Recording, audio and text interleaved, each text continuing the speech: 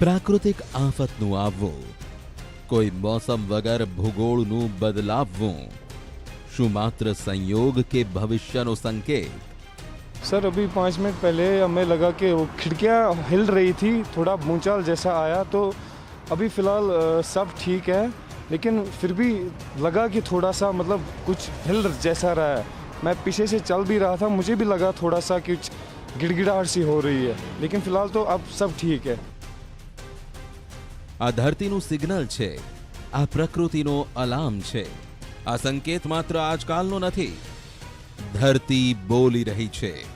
તે સંકેત આપણે સમજવો પડશે। પૃથ્વીનું તાપમાન વધતું રહ્યું, પણ વૃક્ષો કપાવવાનું ચાલુ રહ્યું। ભીષણ પૂર, ભીષણ ગરમી, ગમે ત્યારે પડતો વરસાદ સંકેત આપતા રહ્યા, પણ પ્રકૃતિને નુકસાન ચાલુ રહ્યું। ગ્લોબલ વોર્મિંગ જેવા ભારેખમ શબ્દો વૈશ્વિક મંચ પર ચર્ચા ચિંતનની શોભા વધારી રહ્યા છે।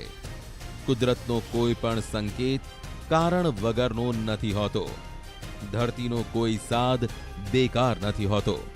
આપણી સમસ્યા તે છે કે આપણે તેને સાંભળવાનો સમય નથી કાઢતા। છેલ્લા ઘણા સમયથી ઉત્તર ભારતમાં ભૂકંપના આંચકા આવી રહ્યા છે। આ આંચકા લોકોને ડરાવી રહ્યા છે। ત્યારે સવાલ થાય કે વારંવાર કેમ ધરતી ધ્રુજી રહી છે? કેમ પ્રકૃતિ બતાવી રહી છે રૌદ્ર રૂપ? કુદરત શું આપવા માંગે છે સંદેશ? આજ મુદ્દે જોઈએ સ્પેશિયલ રિપોર્ટ। શું આવશે મોટો ભૂકંપ? ઉત્તર ભારતમાં અનુભવાયા ભૂકંપના આંચકા। કોઈએ પલંગ છોડ્યો તો કોઈ ઘરની બહાર નીકળ્યું તો કોઈ ડરી ગયું। આ ભૂકંપની અસર જમ્મુ કાશ્મીર, પંજાબ, હરિયાણા, દિલ્હીમાં થઈ।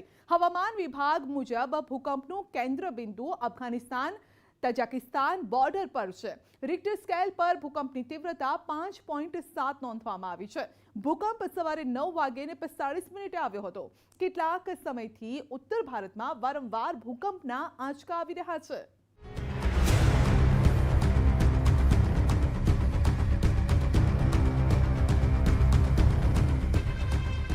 ધરતી ધણધણી તો લોકો હચમચી ગયા।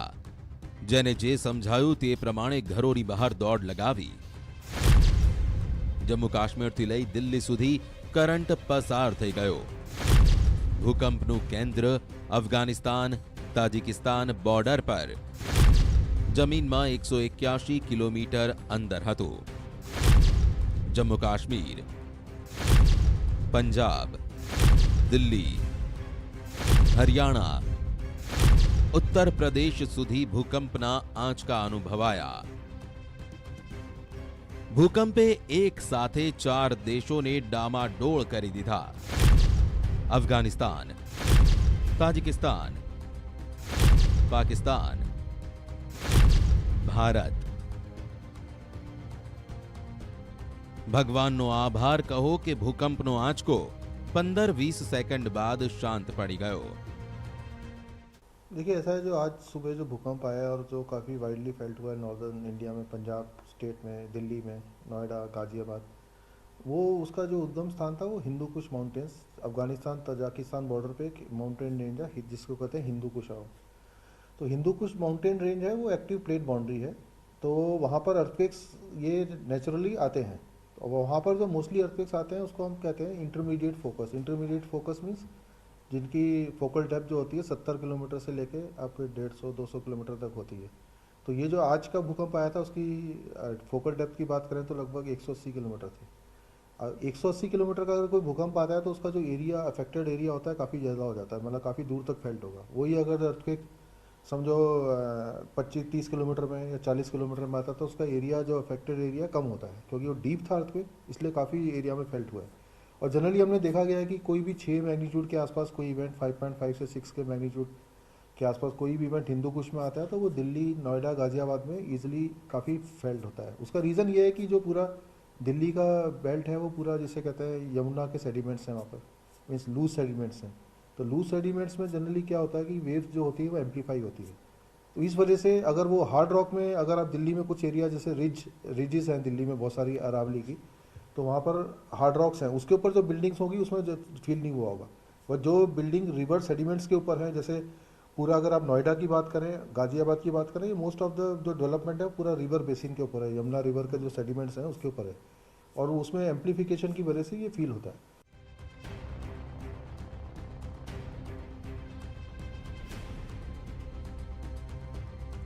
ભૂકંપ જિંદગીની રફતાર પર બ્રેક લગાવી દે છે.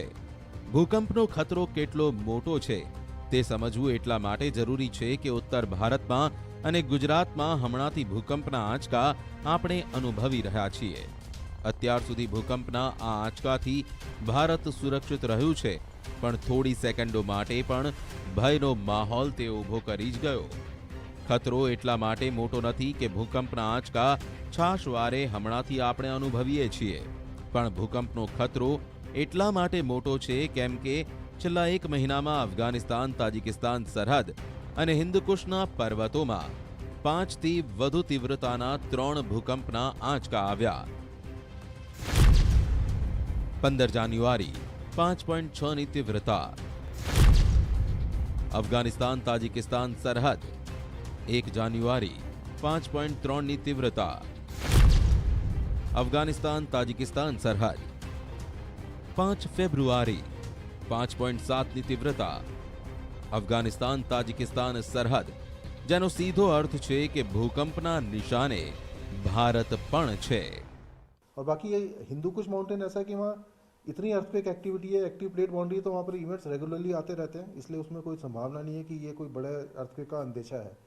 और अगर मैं बात करूँ तो शायद 24 जनवरी के आसपास ही एक 5.3 मैग्नीट्यूड का ऑलरेडी आया था.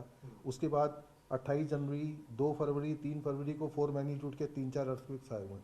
तो वो एक्टिविटी वहाँ कांस्टेंट है, ऐसा कोई नहीं है कि एक्टिविटी बढ़ गई है. ભૂકંપનો ખતરો આપણે જે વિચારીએ છીએ તેના કરતાં કેટલોય મોટો છે. છેલ્લા એક મહિનામાં દેશના કોઈના કોઈ ખૂણામાં 3ની તીવ્રતાની આસપાસનો ભૂકંપ તે સાબિત કરે છે કે ભૂકંપને લઈ વિચાર બદલવાનો સમય છે.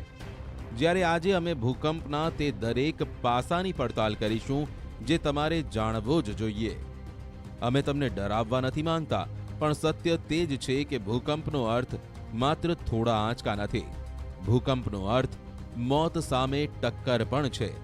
સંયોગ છે કે દર વખતે આંચકાઓ આવે છે અને થોડીવાર માટે ડરાવીને જતા રહે છે, પણ આપણને ભૂકંપનો સામનો કરવાની રણનીતિની પણ ખબર હોવી જોઈએ અને ભૂકંપના ખતરાનો અંદાજો પણ.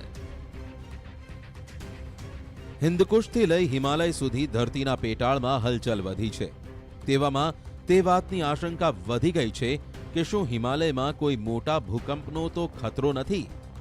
ભૂકંપથી ભારતમાં ક્યાં ખતરો? ભૂકંપને માપવા માટે ભારતને જે ઝોન 2, ઝોન 3, ઝોન 4 અને ઝોન 5માં વહેંચવામાં આવ્યું છે. ઝોન 4 જેમાં દિલ્હી, જમ્મુ કાશ્મીર, હિમાચલ પ્રદેશ, ઉત્તર પ્રદેશ, બિહાર, પશ્ચિમ બંગાળ અને બિહારના કેટલાક ભાગો આવે છે, જ્યાં 7.9ની तीव्रता સુધીના ભૂકંપની સંભાવના છે. देखिए, ऐसा है कि पूरे इंडिया को ब्यूरो ऑफ इंडियन स्टैंडर्ड ने 4 सेस्मिक जोन में बांटा है. जो अभी लेटेस्ट मैप है सेस्मिक जोन का, 4 जोन्स हैं, जोन 5, 4, 3 एंड 2. तो जोन 2 है वो सबसे लीस्ट सेस्मिक है, मतलब वहाँ पर आने की संभावना बहुत कम है, और हैं भी तो बहुत छोटे भूकंप आते हैं. जोन 5 जो है वो जिसमें मैक्सिमम भूकंप, बड़े भूकंप आने की संभावना ज़्यादा है. तो अगर हम बात करें तो पूरी हिमालयन जोन जो है इंडिया का, वो जोन 5 में आता है, और हिमालय के अलावा सिर्फ गुजरात में कच्छ का रीजन ऐसा है जो जोन 5 में आता है, जहां पर बड़े भूकंप आ सकते हैं.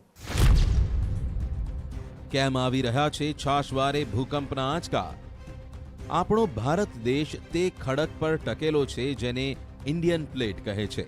ઇન્ડિયન પ્લેટ ધીમે ધીમે ઉત્તર તરફ ખસી રહી છે, જે તિબેટની પ્લેટ સાથે સતત ટકરાઈ રહી છે. આ બંને પ્લેટો ટકરાવાને કારણે હિમાલયનું ક્ષેત્ર ભૂકંપ માટે ખૂબ સંવેદનશીલ થઈ ગયું છે. ભારત પર ભૂકંપનો સૌથી મોટો ખતરો છે. વૈજ્ઞાનિકોના મતે સૌથી વધુ ખતરો પૂર્વોત્તર રાજ્યો, બિહારનો ઉત્તરી ભાગ, ઉત્તરાખંડ, હિમાચલ પ્રદેશ, જમ્મુ કાશ્મીર, ગુજરાત અને આંદમાન નિકોબાર દ્વીપ પર સૌથી વધુ. દેશનો 59% ભાગ સંવેદનશીલ જેમાં સૌથી વધુ આબાદી ધરાવતા શહેરો પણ સામેલ. કેમ આવે છે ભૂકંપ? પૃથ્વીના પેટાળમાં 7 પ્લેટ્સ છે જે સતત ફરતી રહે છે. જે સ્થળે આ પ્લેટ એકબીજા પર ચઢી જાય અથવા ટકરાય તે ઝોનને ફોલ્ટ લાઇન કહેવામાં આવે છે. આ ટકરાવનું પ્રમાણ વધી જાય એટલે તેનાથી પ્લેટના ખૂણા વળવા લાગે છે. વધુ પ્રેશર આવે તો પ્લેટ્સ તૂટવા લાગે છે અને નીચેના ભાગની ઊર્જા બહાર નીકળવાનો રસ્તો શોધે છે. આ ડિસ્ટર્બન્સ પછી જે કંપન પેદા થાય તેને ભૂકંપ કહેવાય છે. અર્થક્વેક ટ્રેક એજન્સીના જણાવ્યા અનુસાર હિમાલયન બેલ્ટની ફોલ્ટ લાઇન સતત સક્રિય રહેવાને કારણે એશિયન અને તેમાં પણ ખાસ કરીને દક્ષિણ એશિયન વિસ્તારોમાં વધુ ભૂકંપ આવે છે. સ્પેશિયલ રિપોર્ટમાં આગળ વધીશું નાનકડા બ્રેક બાદ.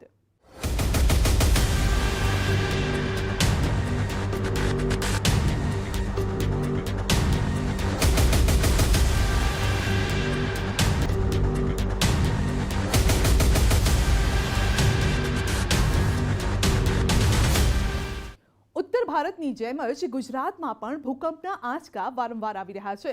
જ્યારે ભૂકંપનો આંચકો આવે છે, કચ્છના ગોઝારા ભૂકંપની યાદ લોકોના માનસ પટલ પર તાજી થઈ જાય છે. ટેક્ટોનિક પ્લેટ જ્યારે હલે છે ત્યારે ધરતી હલે છે અને કરોડો જિંદગી ધરતીની જેમ ધ્રુજવા માંડે છે.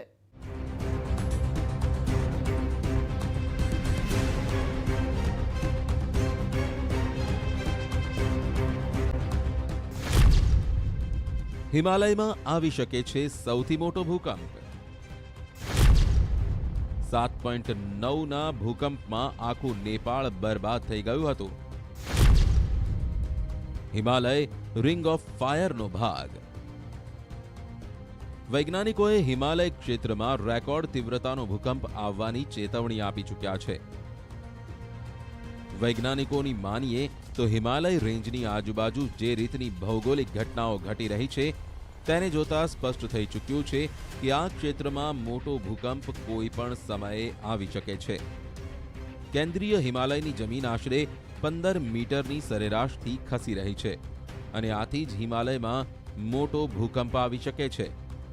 તે પણ લગભગ 6000 કિલોમીટરના વિશાળ વિસ્તારમાં.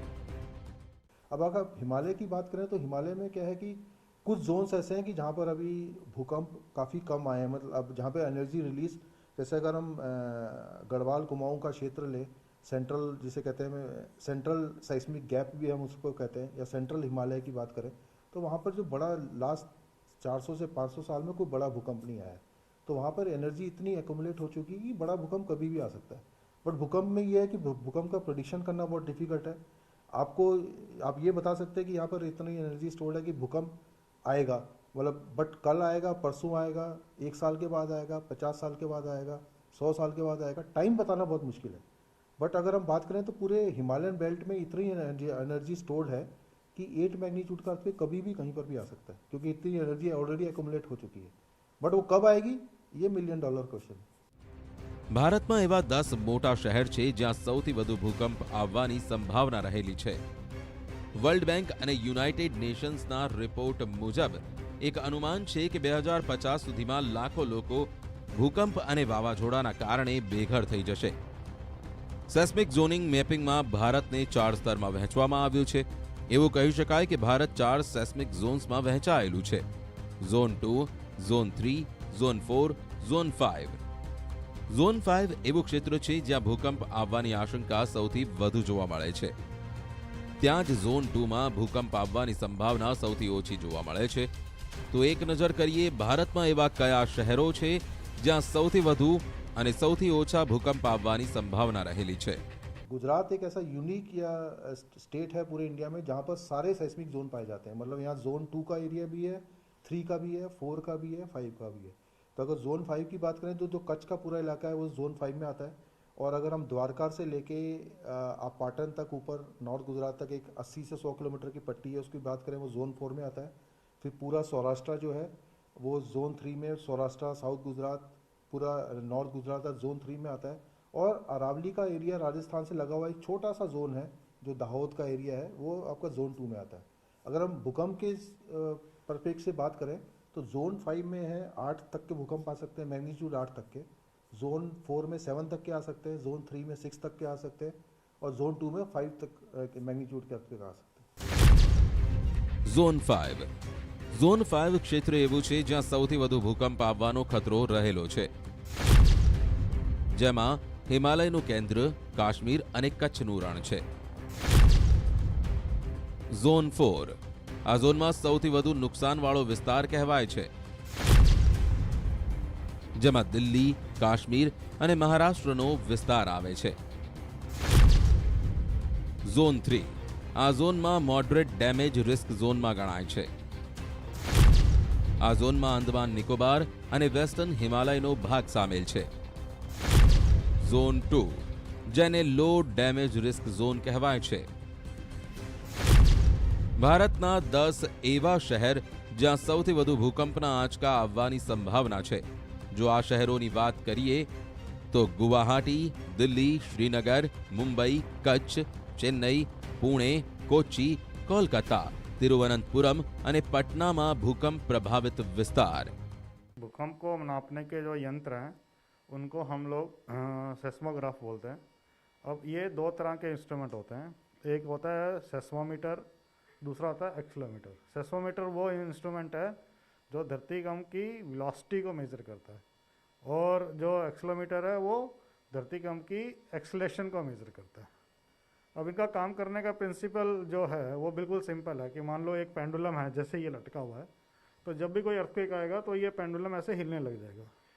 तो ये जो हिल रहा है, ये हमारा जो कितना पृथ्वी कितनी हिली है उसको हम एक जगह मेज़र कर लेते हैं. तो पुराने ज़माने में हमारे पास ऐसा ये जो आप ये देख सकते हैं इस प्रकार के इंस्ट्रूमेंट होते थे जिसको विजुअल रिकॉर्डर बोला जाता था. तो ये जो हमारे पास है, जब अर्थक्वेक आता था तो ये हमारे पास ये सुई ऐसे हिलती थी और ऐसे हमारे पास ये अर्थक्वेक यहाँ पे रिकॉर्ड हो जाता था पेपर पे. अब यही चीज़ डिजिटाइज हो गई है. जो इंस्ट्रूमेंट्स अभी आज के ज़माने में, ये जो इंस्ट्रूमेंट हमारे पास रखा हुआ है जो सेस्मोमीटर है, और वो जो ब्लू वाला है वो एक्सेलेरोमीटर है, और ये यहाँ पे डिस्प्ले के लिए रखे हुए हैं और यहाँ पे ये कार्यरत हैं. તે સાચું છે કે ભૂકંપનું આવવું એક કુદરતી પ્રક્રિયા છે. તે પણ સાચું છે કે ભૂકંપનો ખતરો બહુ મોટો છે, પણ પ્રકૃતિ સાથે તાલમેલ સાધી માણસ પ્રકૃતિના આ સૌથી મોટા ખતરાથી ખુદને બચાવી શકે છે. સ્પેશિયલ રિપોર્ટમાં અત્યારે બસ આટલું જ. રજા આપશો. નમસ્કાર.